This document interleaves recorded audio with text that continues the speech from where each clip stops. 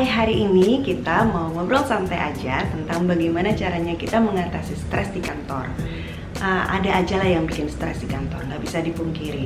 Mulai dari beban pekerjaan yang menumpuk, kita harus lembur setiap hari mungkin, atau bos yang ngeselin, atau anak buah yang susah diatur, ada aja.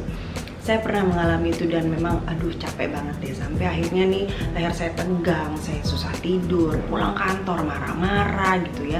Nah, saya mau share sama kamu 10 tips tentang mengatasi stres di kantor. Tapi kita ngobrol santai aja lah sambil ngopi, gimana? Kalau kita baru ketemu hari ini, nama saya Gloria. Channel ini saya buat untuk kita bisa sharing, saling belajar satu sama lain tentang hidup lah pokoknya. Bagaimana kita bisa memaksimalkan hidup kita supaya hidup kita menyenangkan tapi juga bisa bermanfaat buat orang lain. Jadi kalau kamu mau join, kamu bisa subscribe. Ngomong soal stres di kantor, di Jepang dulu tahun 1980-an pernah ada istilah karoshi. Karoshi ini death by overwork, kebanyakan kerja.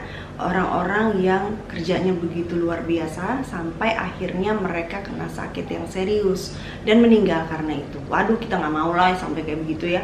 Makanya hidup ini harus dinikmati, jangan sampai kita jadinya stres gara-gara kerjaan.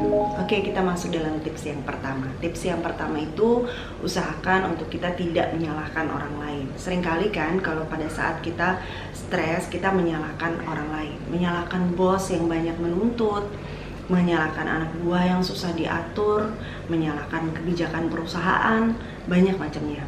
Nah, usahakan kita tidak menyalahkan orang lain, tapi kita jalani pekerjaan dengan sungguh-sungguh, kita lakukan yang terbaik yang bisa kita lakukan untuk perusahaan tempat kita bekerja.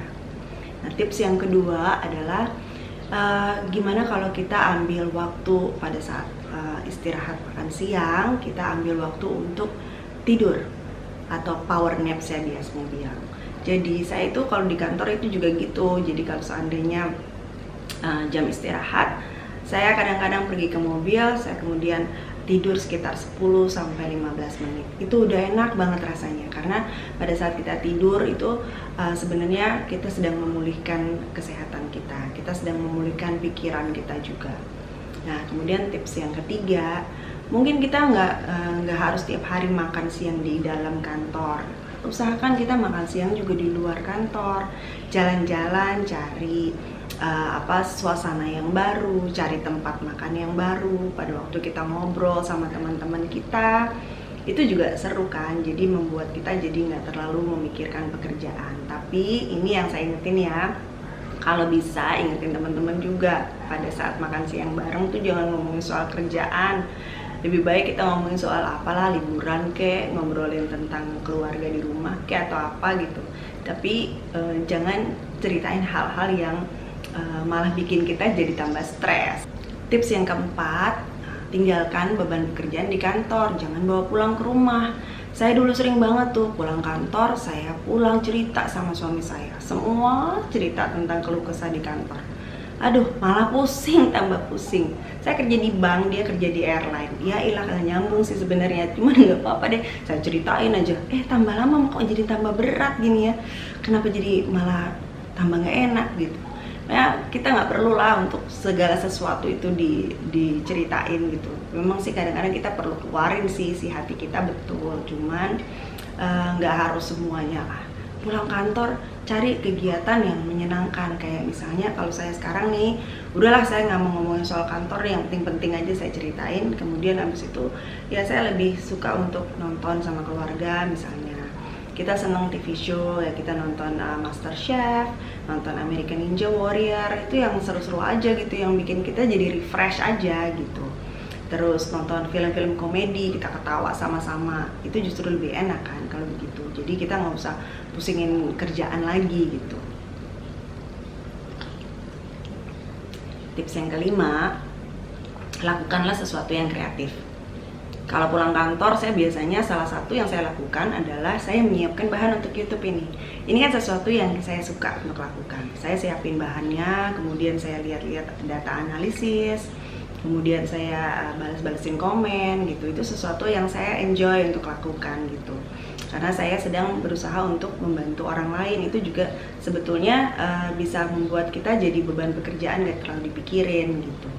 Nah, pada saat weekend kayak gini, saya bikin video supaya saya juga bisa sharing sama teman-teman. Nah, apa sih sebetulnya yang kamu suka, itu yang kamu lakukan supaya kamu tidak terlalu memikirkan pekerjaan. Kamu bisa, kalau kamu suka musik, kamu main musik, ambil alat musik lalu main. Kemudian kalau kamu suka masak, coba create makanan yang enak, cari resep-resep yang baru gitu.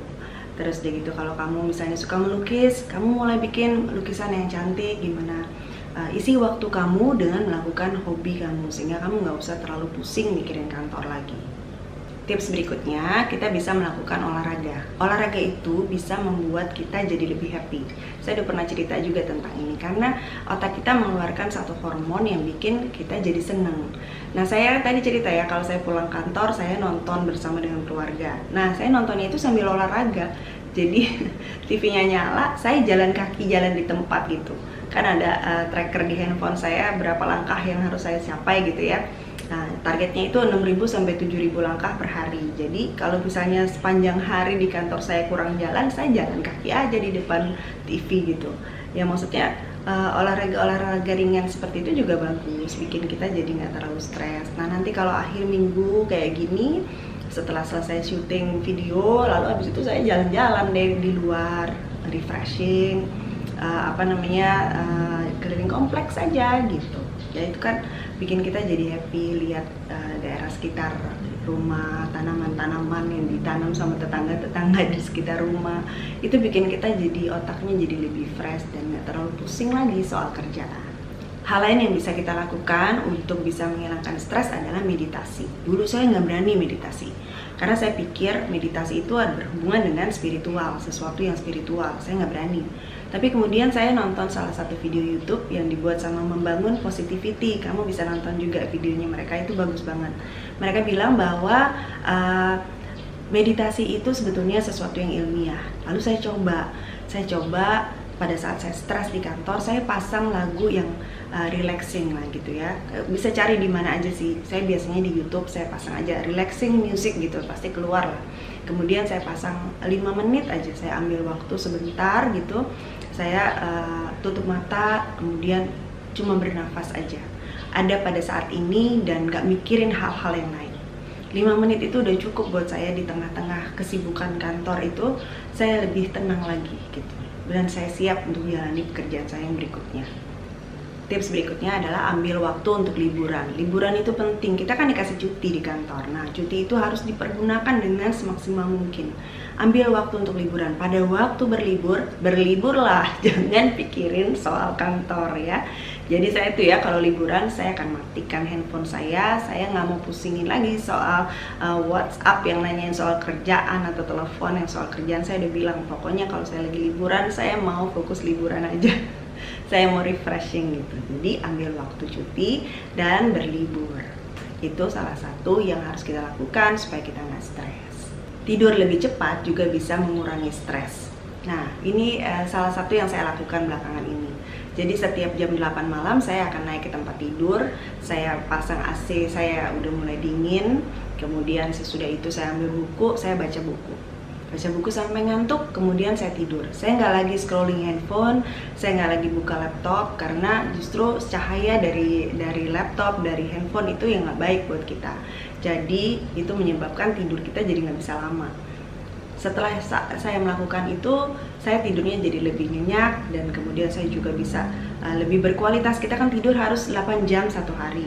Nah, 7-9 jam bagus sih. Tapi kalau saya biasa itu cuma 4 jam, nah itu nggak bagus.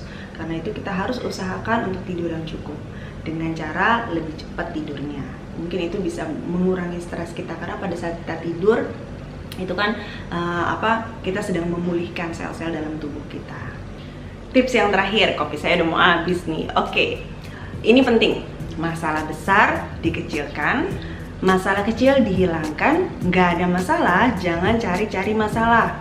Nah, ini dia salah satu tips yang bisa membantu kita untuk mengurangi stres.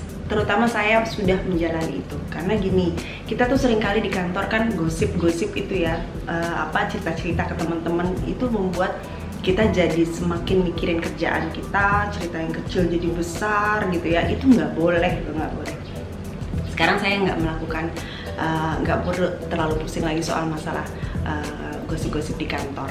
Ya, kalau ada masalah besar, udah dikecilin aja masalahnya. Kalau ada masalah yang kecil, saya nggak pikirin, saya nggak terlalu pikirin. Dan kalau lagi nggak ada masalah, ya jangan cari-cari masalah. Masih banyak hal yang bisa kita lakukan, ya kan? Jadi dalam hidup ini kita mesti enjoy aja, nikmati hidup dengan baik. Jangan stres-stres, ya. Oke, mudah-mudahan video ini bisa membantu kamu yang sedang stres di kantor. Nikmati hidup. Kerja keras itu harus penting, tapi kesehatan kita juga penting. Jadi kita harus jaga supaya tubuh kita juga tetap sehat, tetap kuat, tetap kita juga bisa menjadi berkat buat orang-orang di sekitar kita. Ingat, hidup kita ini hari demi hari, makin hari harus makin baik sampai kita bisa jadi versi terbaik dari diri kita. Yuk, habisin kopinya. Ketemu lagi di video-video saya yang lain ya.